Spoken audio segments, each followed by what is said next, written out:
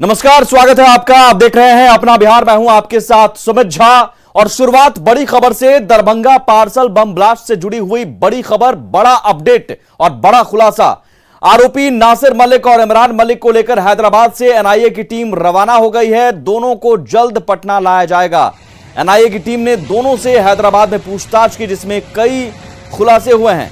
यह पता चला है कि दरभंगा में ब्लास्ट की साजिश पाकिस्तान से रची गई और इसके पीछे इकबाल काना का नाम सामने आ रहा है, जिसने यूपी के शामली के सलीम के जरिए यह पूरी साजिश रची थी और नासिर और इमरान को ब्लास्ट के लिए तैयार किया। और अब पूरी साजिश का खुलासा हो रहा है। नासिर और इमरान अब एनआईए की गिरफ्त में हैं और उन्हें पटना लाया जा रहा है। और जो खुलासे हुए हैं उसके मुताबिक सिकंदराबाद दरभंगा एक्सप्रेस ट्रेन को उड़ाने की साजिश रची गई थी।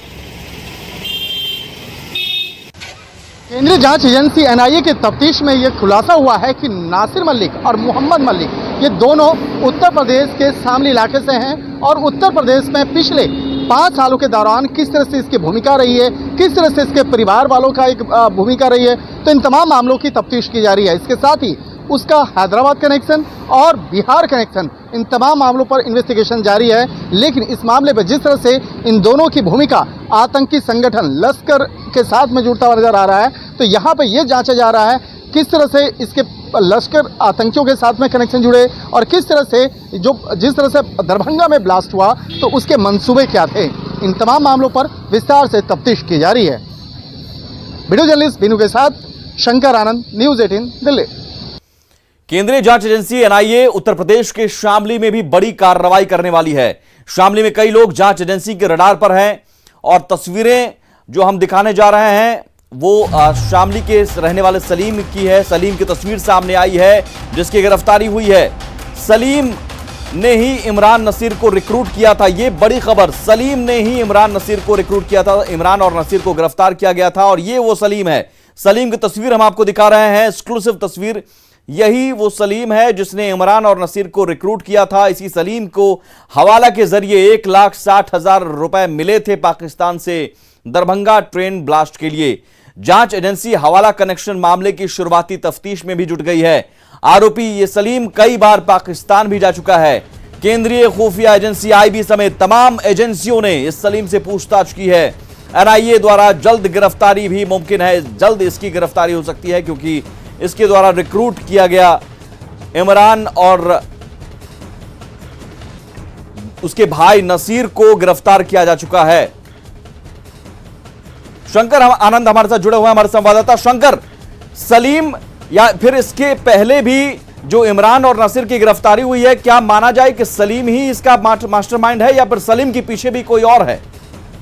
निश्चित तौर पर देखिए, सलीम की जो भूमिका है वो काफी महत्वपूर्ण तौर पर सामने आई है। जिस तरह से कई लोगों को आतंकी संगठन के लिए काम करने के लिए बाकायदा इसने जोड़ा था, तो इस मामले पर अभी शुरुआती दौर पर केंद्रीय जांच एजेंसी एनआईए और इस मामले में जो स्थानीय आईबी के अधिकारी हैं उसके द्वारा पूछताछ की गई है। लेकिन जल्द ही इसे गिरफ्तार किया जा सकता है। गिरफ्तारी के पहले तमाम सबूतों को इकट्ठा किया जा रहा और तमाम सबूतों को इकट्ठा करने के बाद ही गिरफ्तारी संभव है। लेकिन शुरुआती दौर पर जिस तरह से तफ्तीश की गई है उस मामले में सलीम के बारे में जो जानकारी मिली कि उसे हवाला के जरिए 1,60,000 से ज्यादा फंड मुहैया कराया गया था और उसके बाद उस पैसे को आतंकी गतिविधियों में शामिल किया गया। तो यहाँ पर अभी शुरुआती दौर पर एनआईए और आईबी की भूमिका के साथ साथ आने वाले वक्त में ईडी की भूमिका भी यहाँ पर देखी जा सकती है और ईडी भी इस मामले में तफ्तीश के लिए जो टेरर फंडिंग से जुड़े मामले हैं उसको यहाँ पर रजिस्टर कर सकती है और इस केस को टेक ओवर कर सकती है। एक तरह से कहा जा सकता है कि अभी शामली में कई ऐसे लोग हैं जिसकी भूमिका काफी संदिग्ध तौर पर देखी जा रही है, जो सीधे मोहम्मद इमरान और नासिर के साथ में कनेक्शन और इसके साथ ही सलीम के साथ में जिस तरह से मामला सामने आया है तो उसके साथ में तमाम कनेक्शन जुड़ता हुआ नजर आ रहा है। और कहा जा सकता है कि इस मामले में बिहार, उत्तर प्रदेश और हैदराबाद, इन तीनों स्थानों के कनेक्शन के साथ साथ गुजरात में रहने वाले कुछ और भी जो संदिग्ध है उसकी भूमिका सामने आई है। निश्चित तौर पर इस मामले में आने वाले वक्त में केंद्रीय जांच एजेंसी एनआईए इस मामले में और भी कई लोगों को गिरफ्तार कर सकती है। एनआईए की टीम जो गिरफ्तार जो दोनों आरोपी हैं उसको लेकर सीधे पटना पहुंच रही है। आज हैदराबाद कोर्ट में पेश किया गया था और कोर्ट में पेशी के बाद सीधे उसे लेकर पटना पहुंच रही है और पटना में ले जाकर कई स्थानों पर और कुछ लोगों से बाकायदा आमने सामने बैठा करके पूछताछ की जाएगी और उसके बाद कुछ और भी आरोपियों को गिरफ्तार किया जा सकता है। चलिए, बहुत शुक्रिया शंकर इस जानकारी के लिए। तो ये बड़ी खबर, और सलीम ही रिक्रूट किया था 2 आरोपी इमरान और नासिर, दोनों भाइयों को, जिसे गिरफ्तार कर लिया गया है और पटना ले जाया जा रहा है। और जाहिर है ये बड़ा खुलासा है। 17 जून को दरभंगा पार्सल बम ब्लास्ट के तार आतंकी संगठन लश्कर-ए-तैयबा से जुड़े हैं और दरअसल सिकंदराबाद दरभंगा एक्सप्रेस ट्रेन को उड़ाने की साजिश रची गई थी और इस मामले में लश्कर-ए-तैयबा के 2 आतंकियों को गिरफ्तार किया गया। दरभंगा पार्सल बम ब्लास्ट का सामने आया लश्कर कनेक्शन। सिकंदराबाद दरभंगा एक्सप्रेस को उड़ाने की थी साजिश। एनआईए ने किया लश्कर-ए-तैयबा के 2 आतंकियों को गिरफ्तार।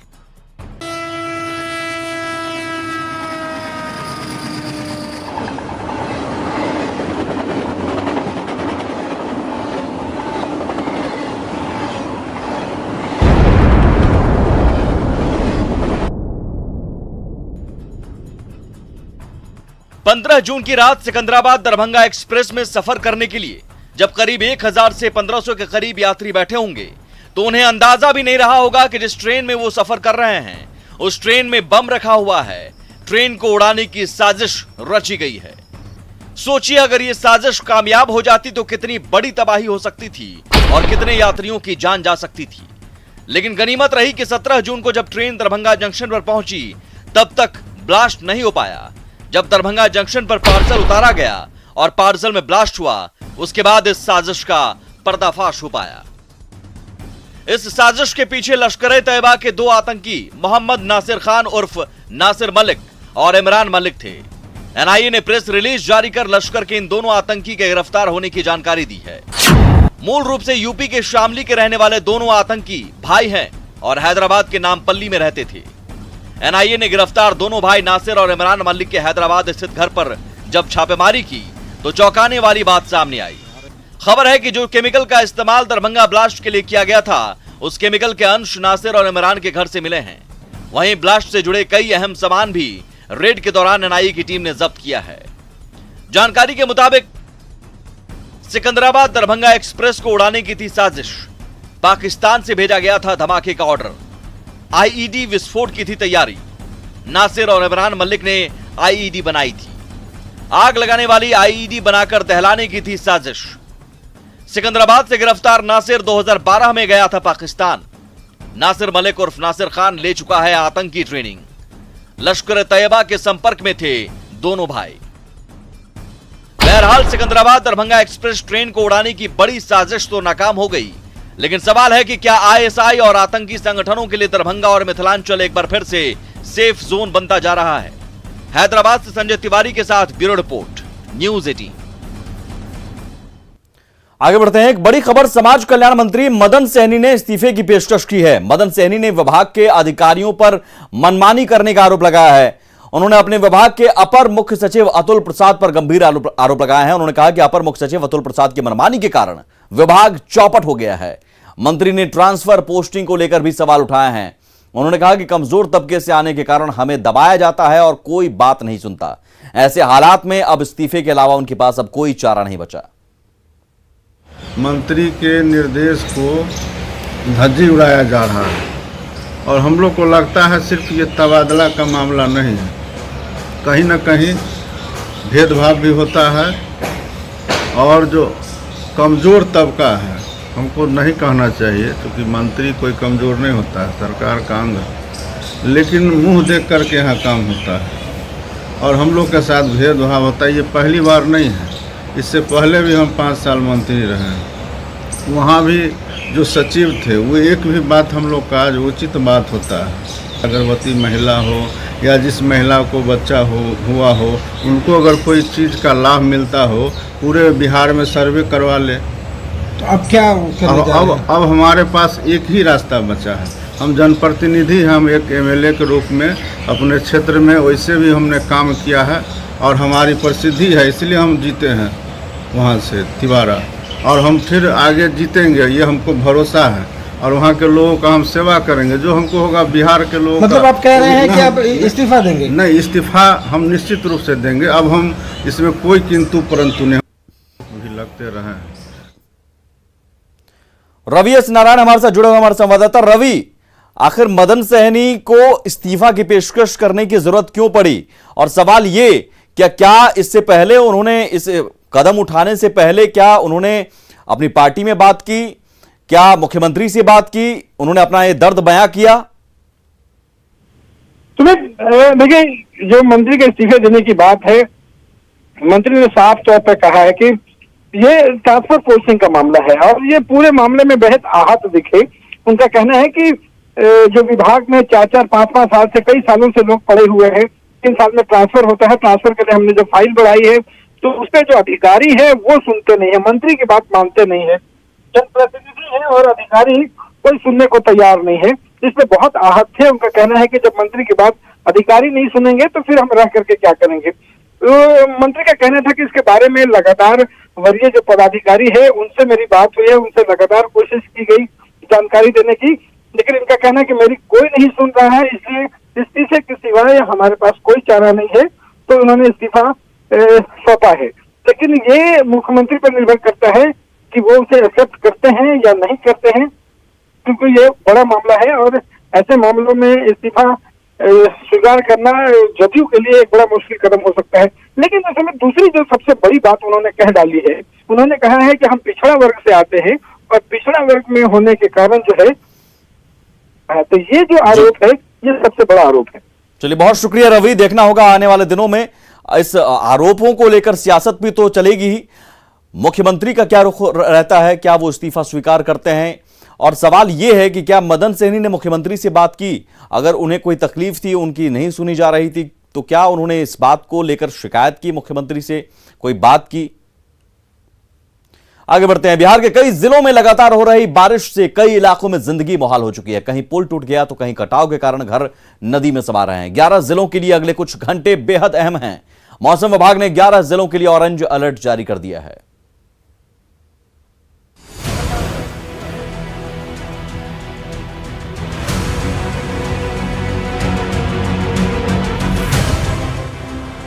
जिस गांव में सैकड़ों लोगों का बसेरा था, वहां अब पानी का डेरा है। इन तस्वीरों को देखकर मझधार में फंसी जिंदगी का अंदाजा लगाना मुश्किल नहीं है। एक टापू नुमा जगह है, चारों तरफ उफनती धारा है और उस टापू पर खड़े 25 से 30 लोग हैं जो हर वक्त सैलाब से जंग लड़ रहे हैं। ये तस्वीरें नरकटियागंज के चतुर्भुजवा बनवरिया गांव की है, जहां पूरे गांव में पानी भर चुका है। सड़कों पर 4 से 5 फीट पानी बह रहा है। एक गांव से दूसरे गांव का संपर्क पूरी तरह से टूट चुका है। यहाँ तो सबसे पहले बनवरिया पंचायत में चतुर्भुजवा गांव का नरकटिया प्रखंड मुख्यालय से जो है रास्ता बाधित हो गया है और यहाँ आने जाने का संपर्क टूट गया है, जिसके वजह से गांव जो है टापू में प्रतीत हो गया है। इधर बगहा में मसान नदी कहर बरपा रही है। नदी की तेज धारा से कटाव तेजी से हो रहा है। नदी की धार इतनी तेज है कि कटाव को रोकने के लिए जो पायलिंग का काम हुआ था, वो बांस बल्ले भी पानी की धार में बह रहे हैं। लगभग 200 मीटर से ज्यादा बांस पायलिंग जो खरैया टोला के सामने है, वो नदी में बह चुका है, जैसा कि आप तस्वीरों में देख रहे हैं। रामनगर प्रखंड के शेरवा, बहुआरी, इनबरवा, जोगिया इलाके के लोग नदी की धार देखकर खौफजदा है। यहाँ पे जितने भी ये फ्लड फाइटिंग का काम हो रहा है, इसमें से कम 200 मीटर तो आज दह गया है। बांस सब दह रहा है। गांव वाले विभाग की मदद करने के लिए बांस सब छान के रख रहे हैं। ये सारा जितना भी पानी है ये गांव के अंदर जा रहा है। कई सारे घरों में घुस चुका है, खाना भी नहीं बन पा रहा है। और आप देखिए यहाँ पे जो कटाव है, नदी पहले वहाँ पे थी, अब नदी यहाँ तक आ गई है। जितना भी बांस पाइलिंग का काम हुआ है वो सब अब उधर चले गया है, बीच नदी में चले गया है और यहाँ तक नदी आ गई है। ऐसा मुमकिन है कि अभी कुछ ही देर में जहाँ पे हम लोग खड़े हैं वहाँ तक कटाव हो जाए। इधर नेपाल के तराई क्षेत्र में लगातार हो रही बारिश के कारण बागमती नदी उफान पर है, जिससे शिवहर जिले पर बाढ़ का खतरा मंडराने लगा है। बागमती नदी खतरे के निशान से ऊपर बह रही है। चिंता की बात यह है कि मौसम विभाग ने उत्तर बिहार के 11 जिलों में भारी बारिश को लेकर ऑरेंज अलर्ट जारी किया है। पूर्णिया, किशनगंज, अररिया, कटिहार, शिवहर, पूर्वी और पश्चिमी चंपारण सहित 11 जिलों में अगले कुछ घंटों तक भारी बारिश और आकाशीय बिजली गिरने की आशंका जताई गई है। भागलपुर, कटिहार, पूर्णिया, किशनगंज, अररिया, शिवहर, सुपौल, दरभंगा, सीतामढ़ी, पूर्वी चंपारण और पश्चिमी चंपारण में गरज के साथ भारी बारिश की चेतावनी दी गई है। कहा गया है कि अगले 24 घंटों में बारिश के साथ साथ भारी वज्रपात की भी संभावना है। अब तक बिहार के 38 जिलों में से 36 में सामान्य से अधिक बारिश दर्ज की गई है, जो हर पल बिहार की चिंता बढ़ा रही है। नरकटियागंज से प्रफुल्ल कुमार, बगहा से मुन्ना राज, पटना से रवि एस नारायण के साथ शिवहर से राकेश रंजन की रिपोर्ट।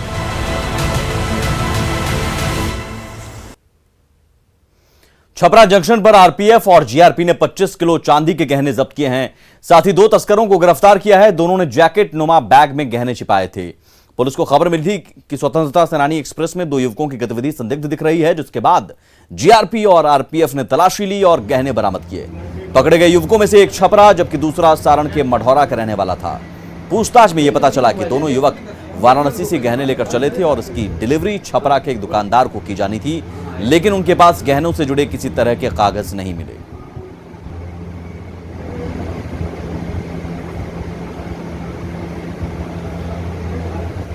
सुपौल में स्वास्थ्य विभाग जुगाड़ के सहारे चल रहा है। निर्मली अनुमंडलीय अस्पताल में इसकी वानगी देखने को मिली है। प्रसव पीड़ा से कराह रही महिला को सुपौल रेफर किया गया था, लेकिन जब परिजन मरीज को लेकर एम्बुलेंस तक पहुंचे तो एम्बुलेंस स्टार्ट ही नहीं हो रही थी, जिसके बाद मरीज के परिजनों ने धक्का देकर एम्बुलेंस को स्टार्ट कराया।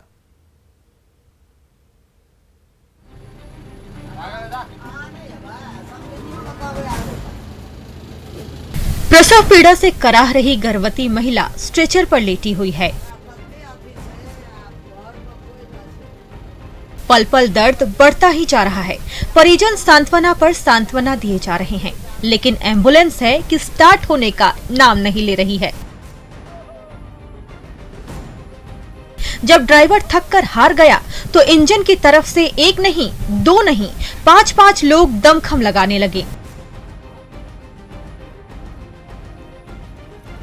लेकिन जैसे ही पहिए हिले, एक बार फिर बिदक गई एम्बुलेंस।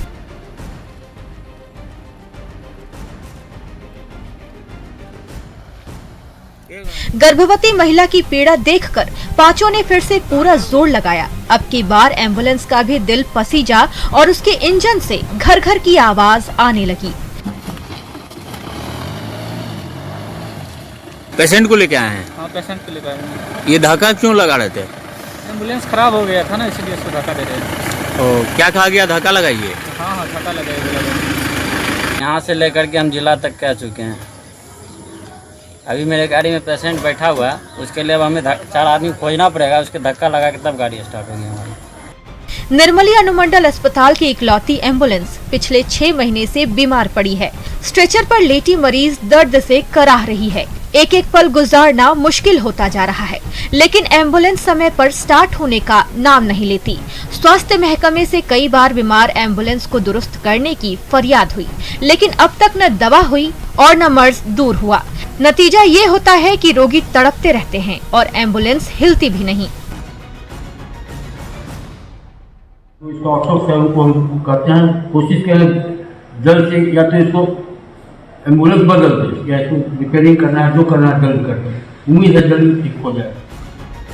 निर्मली अनुमंडल अस्पताल में जब भी किसी मरीज की हालत बिगड़ती है, उसे एम्बुलेंस पर तो बैठा दिया जाता है, लेकिन उसे स्टार्ट करने में ड्राइवर से लेकर मरीज के परिजनों के पसीने छूट जाते हैं।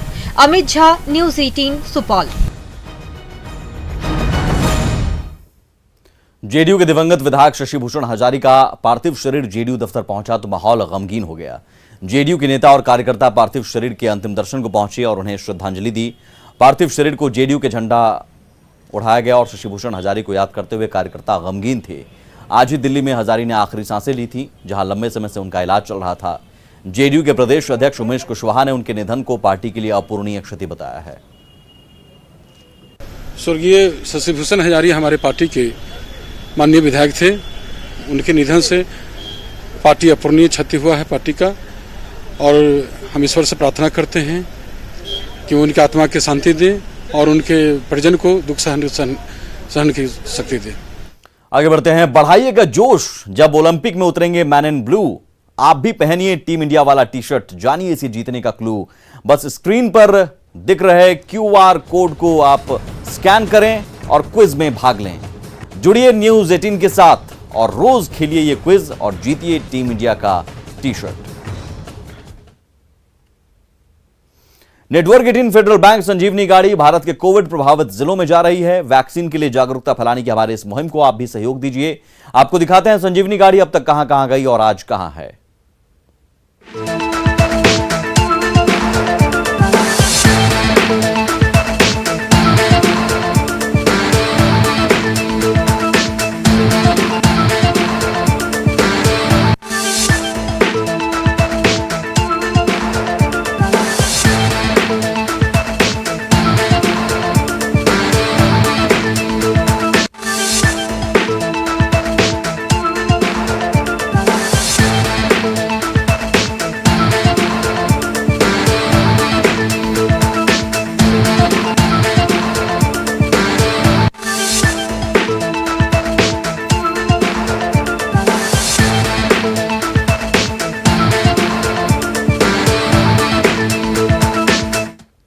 और इसी के साथ अपना बिहार में इतना ही। आगे देखिए जोहार झारखंड। नमस्कार।